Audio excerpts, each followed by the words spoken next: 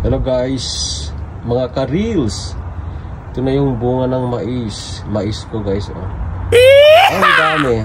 Kaya I have a doubt na masusustain niya ito kasi supposed to be kahit isa o dalawa man lang sana sa isang mais. Kaso nga lang more than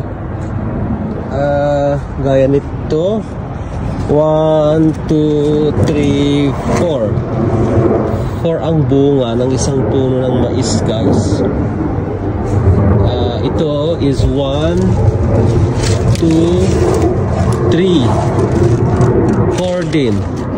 Taga-apat ng bunga ng isang puno ng mais. So maybe hindi yan magiging mais, siguro magiging popcorn na lang yan siguro guys.